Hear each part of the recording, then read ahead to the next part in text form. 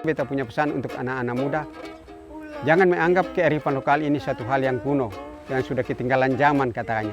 Jangan, itu satu hal yang salah. Kita kasih pulang semua titel kita yang sebesar apapun, tapi kalau tidak kita melakukan sesuatu yang terbaik untuk mengangkat harkat dan martabat masyarakat di kampung ini, tidak mengangkat kita punya harga diri kampung ini, maka semuanya itu percuma. Banyak pulau terpisah-pisah, tapi Maluku tetap bersatu.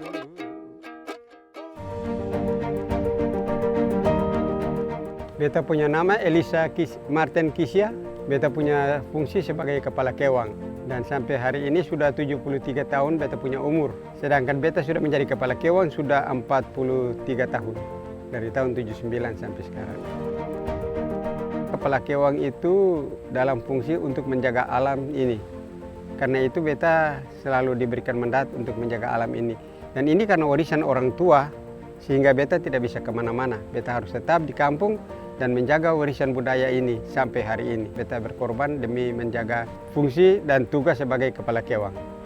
Karena di Maluku di sini, ya kita kewang ini sudah makin hari makin kurang. Sudah tidak seperti yang dulu. Jadi karena itu beta tetap mau mengabdi, dan karena warisan kepala kewang, beta tidak bersekolah, hanya tamatan SR. Hutan lebat orang Maluku bilang ewang, salah kelola sehingga ada ampong. Karena warisan kepala kewang, beta rela tinggal di kampung. Untuk menjadi kepala kewang juga saya tidak belajar secara resmi di sebuah gedung sekolah, tetapi saya hanya belajar dari alam itu sendiri. Alam yang mengajar saya untuk bagaimana menanam sesuatu di musim hujan, kemudian di musim panas kita lihat hasilnya. Nah itu jadi kita belajar di alam sendiri, dan kita melakukan dan melanjutkan semua tanggung jawab ini melalui semua perkembangan yang ada di alam itu sendiri. Dan karena itu beta harus mempersiapkan sebuah generasi baru. Karena setelah generasi yang beta pikul sekarang, kita sudah tua, tidak mampu lagi untuk bisa berbuat sesuatu, makanya akan melanjutkan itu adalah anak-anak kewang kecil. Berarti regenerasi dari sekarang sudah harus dipersiapkan. Hari libur, waktu senggang, mereka datang berkumpul di sini, mengambil buku di perpustakaan sambil belajar. Jadi sambil belajar mereka bermain. Karena di sekolah, mereka berada di dalam sekolah itu, dalam satu gedung tertutup. Mereka mau menanyakan sesuatu, kalau mereka tidak mengerti pun mereka takut sama guru. Tapi kalau mereka datang belajar di rumah kewang ini, mereka belajar sambil bermain. Pernah ada mereka datang belajar, tiba-tiba anak meleu itu keluar dari dalam tanah, dari lubang tempat telurnya. Mereka kan di sekolah tidak belajar bahwa penetasan telur meleu itu melalui panasnya pasir. Mereka berpikir pengeramannya itu seperti dieram oleh induknya, seperti ayam misalnya. Tapi itu tidak. Nah ini yang satu bukti, waktu anak meleu keluar mereka tanya untuk saya, opa-opa ada burung keluar dalam tanah. Mereka tidak tahu itu meleu. Padahal mereka sudah tiap hari di sini tahu. Tapi mereka tidak pernah. Nah, baru dianjurkan untuk mereka bahwa, nah itu bukan burung biasa, itu burung lain, itu meleu. Jadi saya yang antar mereka, mana itu burung? Di sana itu 3 ekor itu baru keluar. Nah ternyata itu burung meleu, bukan burung lain. Nah itu baru mereka tahu bahwa meleu. Jadi kalau kita menjaga alam ini dengan baik, kita merawatnya dengan baik, misalnya contoh, ya bakau ribuan anakan ini yang ditanam di daerah konservasi lahan basah. Dulu sebelum saya jadi kewang, saya tidak tahu ya yang dibilang konservasi lahan basah itu yang mana. Saya tidak pernah tahu itu. Tapi akhirnya saya tahu juga waktu menemukan, waktu banjir besar menghantam kampung ini, terus banjir, air dari kampung, semua air dari kali semua masuk, mendorong sampai ke dekat rumah kewang. Di situ saya belajar bahwa, berarti harus menanam bakau untuk mencegah tekanan air dari sana. Jadi saya tidak perlu untuk mau berbicara dari rumah ke rumah. Tapi saya mencetak itu spanduk yang kecil-kecil itu seperti yang ada di dalam rumah kewang itu. Itu spanduk sebagai suatu peringatan. Karena setiap tahun juga kalau kita buat upacara adat buka sasi lompa, itu semua aturan-aturan adat itu dibaca keliling kampung untuk memperingatkan masyarakat bahwa ada aturan adat kita seperti begini untuk menjaga alam. Nah, Kalau misalnya seperti begitu mereka belum menyadari juga, kita buat spanduk lalu ada di situ. Beta ini orang kaya, beta tinggal di Tomohon. Kalau tahu itu berbahaya, mengapa Anda menebang pohon? Lalu juga beta ini bernama Daud. Mari mendaki Gunung Benaya bersama temanku bernama Daud. Kalau tahu itu berbahaya, mengapa Anda buang sampah di laut? Ini seruan lewat pantun. Dan mereka kan, orang kan senang kan kalau baca spanduk itu terus ada pantun, dia senang baca berulang-ulang malah. Nah itu berarti bahwa lama-kelamaan mereka sadar juga bahwa alam ini harus tetap dijaga. Hilang ada buka sasi lompa di air Cabandu Ayanona di kampung Haruku. Jadi kalau di Haruku sendiri, kalau dampak yang paling besar itu, jadi kalau ikan lompa itu kita panen, kita bisa menyimpan itu. Ya, kita bisa simpan. Kita bilang apa?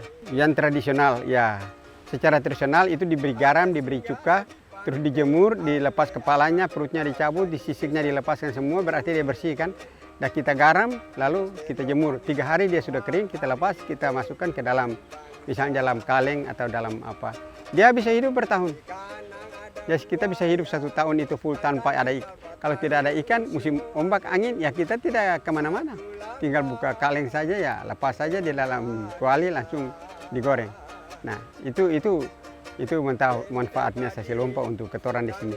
Jadi itu ikan, dong bilang kata ikan itu ya ikan pusaka untuk orang Haruku di sini, ikan pusaka. Dan para tamu kalau ada datang mau ambil kasih pulang ke kampung mereka juga, itu tidak dilarang karena itu bebas. Ya, mereka bisa ambil saja kasih pulang. Yang penting yang datang sebelumnya itu harus mengikuti aturan yang ada di sini. Dan juga ada karang laut, bajejer kiri kanan, sio ale, dan pasir putih. Jadi sasi lompa itu adalah sasi ikan lompa. Ada semacam ikan sarden kecil yang hidupnya di laut. Tapi kalau kita panggil dengan upacara adat juga, dia akan masuk ke sungai dan baru dipanen di sungai. Jadi setiap tahun itu kita panen ikan lompa itu. Ikan sarden yang hidupnya di laut. Dan itu satu kali dipanen sampai 30 ton berat basah. Nah ini yang dibilang dengan sasi lompa. Memang sasi ini yang paling terkenal di dunia sekarang ini adalah sasi lompa ini. Karena biar dimanapun orang juga tidak pernah memanggil ikan itu masuk ke sungai. Kalau ikan di laut mungkin dipanggil bisa di laut. Tapi kalau ikan air laut masuk ke sungai, ini justru suatu keajaiban. Atau itu satu contoh bahwa kalau kita melakukan segala sesuatu di alam ini dengan baik, maka alam itu tetap menyetujui kita dengan kita punya semua usaha yang ada.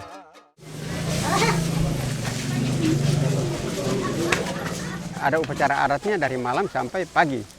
Jadi kita misalnya sudah jam 8 malam kita keliling kampung dengan tipa, dengan tahuri, dengan gong.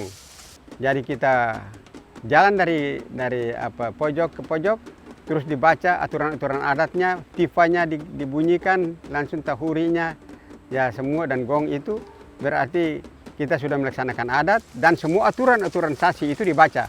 Jadi mengingatkan kembali masyarakat bahwa aturan adat kita seperti ini. Nah itu jadi aturan adat kita itu bukan hanya dia melarang hal-hal yang hanya di lingkungan saja, seperti jangan menebang pohon atau jangan mengganggu kelompok. Tapi juga ada tata krama dalam kampung juga diatur.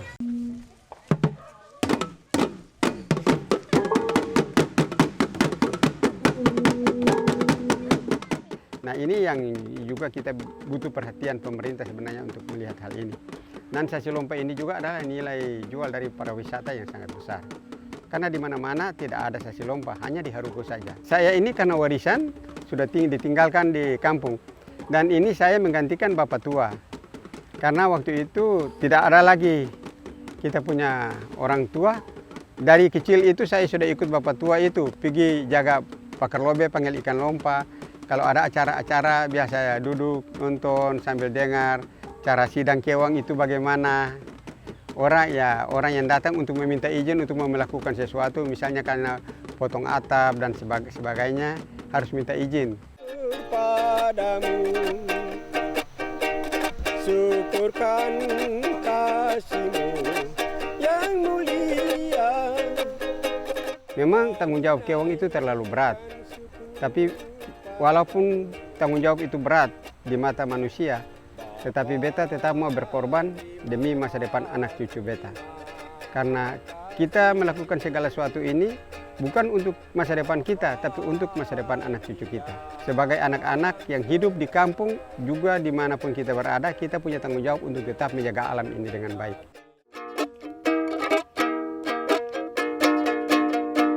Orang bilang ada buka sasi lompa di air cabang dua Shonona. Sebenarnya saya sendiri tidak pernah bermimpi, tidak pernah berpikir untuk bisa mendapatkan penghargaan seperti itu.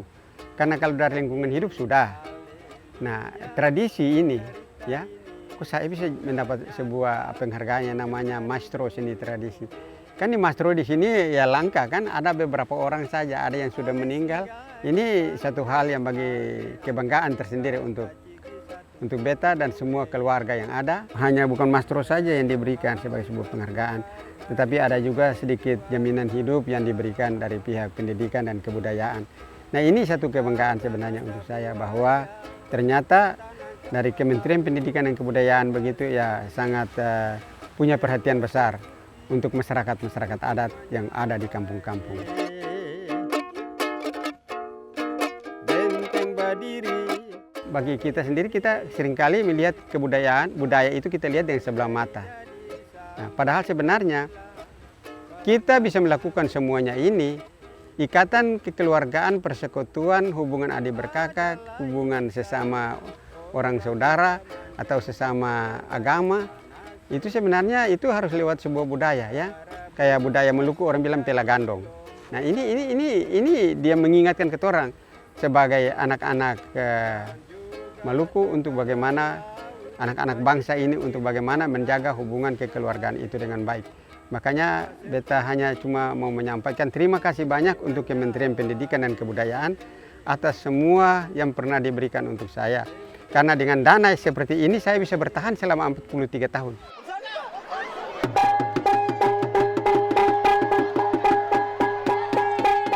Opa Eli adalah orang tua bagi kami di Aman. Beliau adalah sosoknya seperti seorang inspirator yang selalu memberikan motivasi dan menjadi teladan bagi kami. Kami juga ke tempat Om Eli untuk melihat secara langsung bagaimana melakukan penanaman mangrove, bagaimana melakukan perlindungan kepada alam yang dia lakukan, kemudian menjelaskan tentang sasi lompa. Sasi lompa sendiri itu menurut kami itu memberikan pengaruh yang luar biasa, bukan saja untuk Haruku tetapi negeri-negeri adat lainnya yang saat ini ya mereka sudah mulai membangkitkan kembali kebudayaan sasi di daerah mereka masing-masing, bahwa sasi itu adalah satu upaya yang dilakukan masyarakat adat untuk menjaga lingkungan. Kami selalu sebut beliau itu adalah Profesor Guru Besar Aman, Guru Besar Masyarakat Adat di Maluku, yang memang dengan keterbatasan walaupun hanya sekolah rakyat tetapi bisa menjadi hal besar bagi semua orang.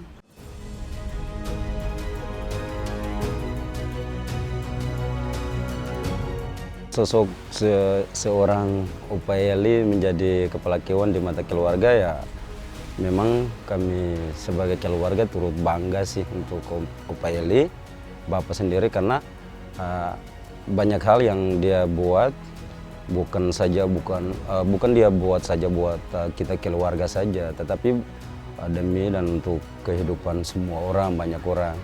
Jadi sikap pengorbanannya untuk semua orang itu ya kami keluarga juga mendukung dalam semua pekerjaan-pekerjaan dia sebagai penjaga lingkungan,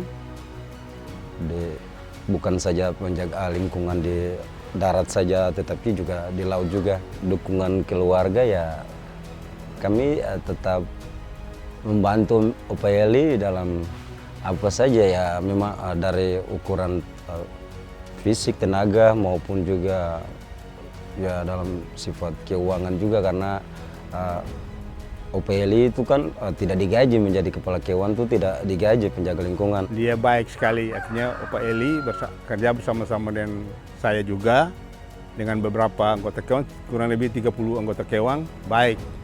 Dia senantiasa keluar untuk bagaimana bisa memberikan apa yang ada di negeri Haruku ini sebagai saksi lompa. Bahwa Om Eli ini dedikasinya bagus, senantiasa kumpul anggota kewan untuk bagaimana berbicara menyangkut perkembangan kewan ini untuk ketemu bisa melestarikan bumi ini.